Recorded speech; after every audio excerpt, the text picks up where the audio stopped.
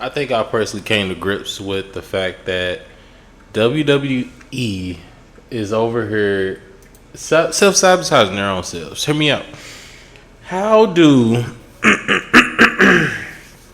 how do you let AEW All In Texas destroy 3 PLEs that you put in one weekend? You put in the Great American Bash for NXT. You do Saturday night's main event, and then you do then you do Evolution 2.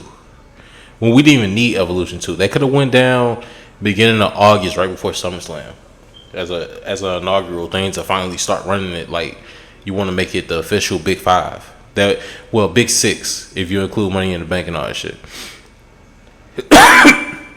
I feel like they missed the mark. They missed the mark. They let AEW come in and put on a classic show. Like a classic show. This might be show of the year. Show of the year against all malarkey. And this is no disrespect to Women's Evolution. Evolution was fire. I commend those women for what they did out there. Trish Stratus versus Tiffany Stratton should have been matchup. It should have been a title change. I really wanted Trish to win. I could see her getting that quick look, get her 8th title win, and then dropping it again at SummerSlam. But they didn't want to go with that route. I understand why they went with Tiffany Stratton winning. So we're gonna have a title change later on in the night because that's what they normally do, right? So they had a title change later on in the night, but it included Naomi with the cash in. Congratulations to her in regards to winning that title. I still wanted you to just what you did to Rhea Ripley and Io Sky. That was supposed to happen at SummerSlam against Jade and Tiffany Stratton. That was a waste of a cash in my opinion. Perfect time to do it. It's like you trying to still sell it. You're trying to put it over the whole weekend that you just had of debacles from Saturday night's main event. You still had a decent show with NXT Great American Bash, but at AEW All In Texas, oh my God, so much fire. Just the big 4 matches alone in my eyes. Now, Mercedes Moné versus Toni Storm could have had a match of the night on their own. But then you go and follow that up with Kenny Omega versus Kazuchika Okada. I'm not trying to butcher bro name, but those 2 matches, perfect. Like just chef's kiss. If for Kenny Omega to make the story of him dealing with that same injury he just had came back from, it was a lot of that match right there alone, and how cocky Okada was when at every single strike, slowing the match down to bring it to his own little pace, just for Kenny to show like he was gonna have a good comeback. All of a sudden, bam, slow him down again. Smiling the whole time. He showed he had a face for the camera on some shit. It was actually a great fight between them two. I was highly impressed. I could say this was a 4-star match, if not 5. But the Texas death match between Heyman, Adam Page, and Jon Moxley, chef's fucking kiss. Mwah.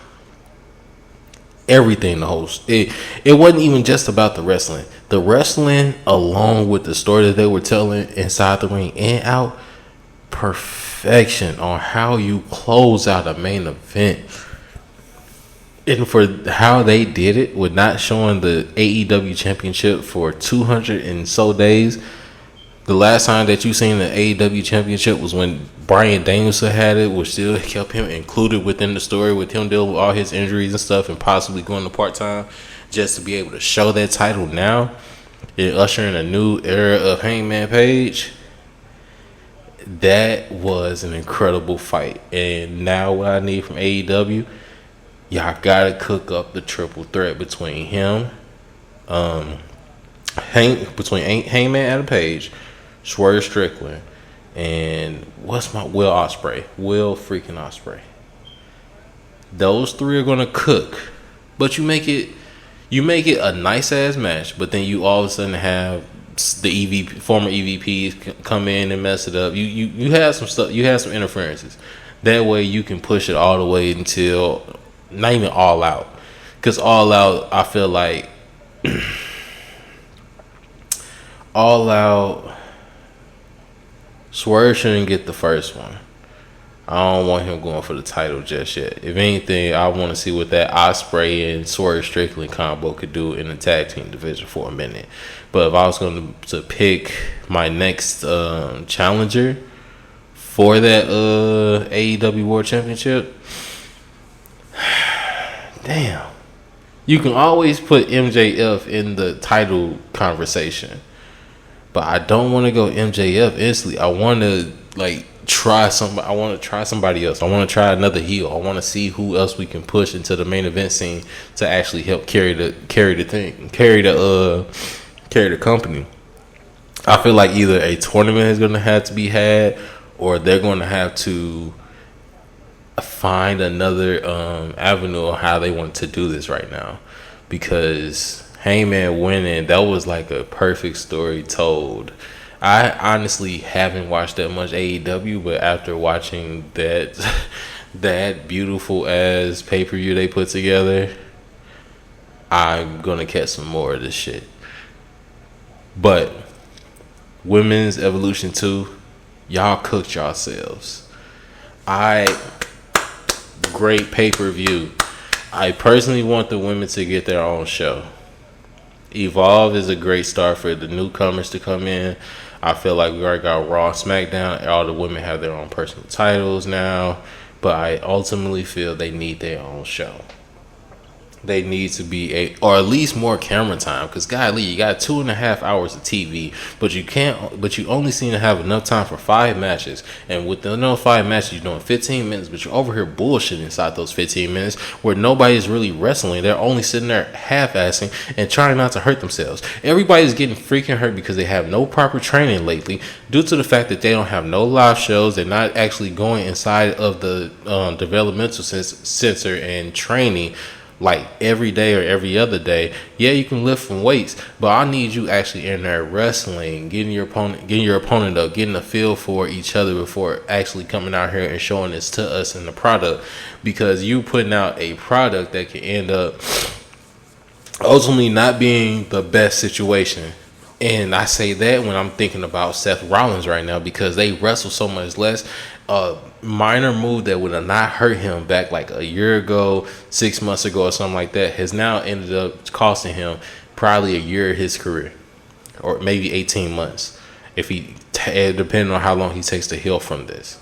So I wish you well, Seth, on getting back to how you need to be. I hope that if you do have surgery, that everything goes smooth. God bless to you. I really hope the best for you, because you have actually tried to help this generation out when it comes to saving pro wrestling. But the simple fact that the WWE has decided to put out so much malarkey and do so much BS, I'm actually ashamed of them for what they put out. Thank you, Goldberg, for the 20 plus years of service in the wrestling industry. We do appreciate it. You didn't need to have that world heavyweight title match. That could have been a grudge match between you two. They didn't have to take the title off Jey Uso. They made a bunch of mistakes. We could have had a rivalry match between Jey Uso and Sami Zayn if Sami Zayn would have turned heel on Jey Uso. They wasted a bunch of freaking opportunities with Jey Uso's title reign, on top of putting the title back on Gunther, just to waste what he's fucking been doing for the past 2.5-3 months. You take the title off of him just for him to go against Pat Mac. You take the title off of him just so he can have a title match against Gunther, knowing that you're not going to put him over in that match, then knowing that you're not going to let Gunther win. I mean, not let Goldberg win. You keep the title on Gunther now. Who the fuck is next with Gunther? Even with Seth Rollins going out now, we got to figure out what the fuck we're going to do with the Money in Bank title. Oh my God. With the Money in Bank briefcase. You got to figure out what you're going to do with that. I suggest putting a ladder match. And we're going to take all, baby. What we doing? You know what I'm saying? Or make a tournament to get a chance to fight for the Money in Bank. Oh my God. They can cook. All right. This is what I'm thinking. So hear me out. We do a Money in the Bank a Money in the Bank tournament heading into SummerSlam, to where now you get the same thing like how they did with the Night of Champions going into King of the Ring. You can do those same kind of matchups. It can be, instead of being 6v6, it can be a 4v4. It switches up from the normal Money in the Bank ladder match situation that they normally have. You can do a 3v3, you can do a 3-man, 4-man, however they choose to do it at that point.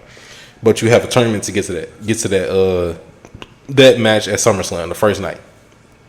So that gives full opportunity for the person from the beginning of the show to the end of the second night to cash it in if they choose to. It's a fire situation to make it work, and it elevates the person in the midst of all of that too. That's if they decide to go that way in the situation. But I don't know, it's WWE right now. They're kind of playing retarded. So I feel like with Seth Rollins going down, we're going to have to say Braun Breaker's going to have to take over the group. And he's going to have to convince Bronson Reed that we're going to, you know what, fuck it. We're just going to have to go maul everybody. Let's go take the tag team titles off of the Judgment Day. Just take them. Fuck them. Take them. And you run the tag team division for a second. Then you say you're going to get into these tournaments for the world title. You're still going after dominance, but you're using Braun Breaker as a stepping stone. If you try to bring anybody into the group, you go after the devil you know. Oh my God, Karrion Kross, hello, how you doing, sir? It's time for us to really start cooking with you. And you know who's the best person in this situation to get for him? Paul Heyman. So why not add Karrion Kross as a contingency plan? Oh, we just cooked. Okay, we just cooked. Hear me out. So, Seth Rollins go down. Still got Braun Breaker. Still got Bronson Reed. They think that the crew is weak or whatever. You got LA Knight talking shit. You got everybody else talking shit. And Paul Heyman ends up saying, look, we lost what we thought was going to be our next champion right now. And he might be going for a year and a half, so whatever. But I always have a plan on top of a plan. I always have a contingency plan for plan B. And he moves it as, it's not about who you know. It's not about, let me cook. It's not about the person you don't know. It's about the person you do know. He flips it like that. He uses a little wordplay around Karrion Kross's thing, and now you got Karrion Kross joining in the team with Braun Breaker and Bronson Reed at one of the, either on a Raw, like 2 weeks, 3 weeks away from SummerSlam, either around that time, or you have them join on SummerSlam night one. Get them a match, make them cook, make them work. It's a lot that can go into it, especially with Scarlett and everything. Talking to Paul Heyman, behind everybody's just getting words to him. Woo, woo, woo. It can be a lot to be said, especially the vignettes between Paul Heyman and Karrion Kross. That can be money alone, especially on how story detailed that Paul Heyman is, and how much of a big characteristic person right now Karrion Kross is, and what he's trying to portray into the storylines that he's been in. Roman Reigns not being there as much, you don't need him to come back right now because the storyline between him and Seth Rollins is really put on hold. It would be nice to have him back, just on some, I'm coming to take over again. The same person that was talking shit couldn't carry the load or whatever. And you see he blowing out his fucking knee, so I'm here. That's how he can talk. But that's just keeping him on the same pace he's been on. He said little bro couldn't handle the weight I carried for 4 years, and he didn't even have the title yet. Damn shame. And then he could talk about Jey Uso if he wanted to, that he only had the title for 51 days, but all thing he could do is yeet, yeet, yeet, yeet. That's all they let that man do for 51 freaking days, which was a damn shame. He couldn't even get a proper promo out. I remember when Jey Uso was out here cooking. This is why I'm so frustrated with WWE and with the product they have put out. It's appalling that they actually put this BS out.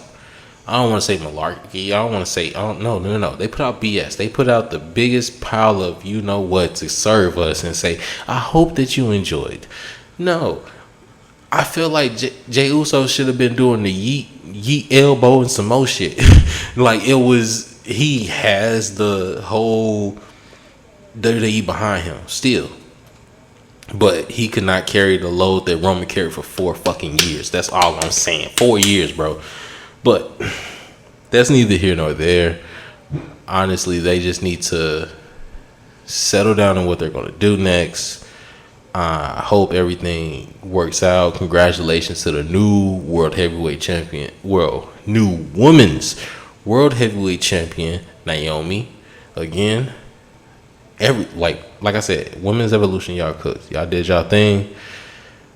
AEW All In, Texas. Y'all got me excited for All Out. I know that's gonna cook as well, but y'all told all the stories, and I can tell that the new chapters heading into All Out is gonna be money. Just don't drop the ball, because you have some of the casual fans from WWE and some of the hardcore watching y'all right now, especially after this performance y'all just put together. Just keep it going. And Shawn Michaels, NXT is still doing very, very well. Don't sleep. You and TNA, keep y'all thing going on. Some of the guys I know is going to come up. Some of the girls I know is going to come up. But make sure to keep that nice little situation with that door. The fluctuation y'all have within y'all roster to bring guys up and try to get them to challenge for the title is kind of very impressive. I like how you guys are using your main champion. I like how you have your side champions also very included into your shows. I hope that you guys continue to do that, and then you guys continue on to impress so much that it becomes a staple of the new generation heading away from Raw and SmackDown, even though those are the foreground shows that we had started on. So continue on cooking like that. Evolve is going to be up next. LFG is always going to be like how NXT. Y'all remember NXT show, like the very beginning when they did the whole 9 trying to, through the judges and everything. They can keep that on LFG. It's actually entertaining. They have actual matches. They're grading them on their performance, how they connect with the crowd, how they put over certain moves, how they actually portray themselves. It's actually very, very, very lovely to see. NXT, keep doing y'all thing. Evolve, keep growing. SmackDown, Raw, do freaking better. AEW,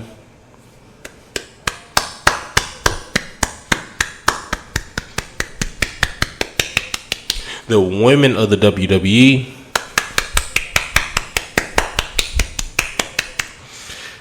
y'all all deserve it. What I gave you. I need to see some more action. I need y'all to cook. I love the show, but I'm signing off for this one. This is another video from your boy LB the GOAT.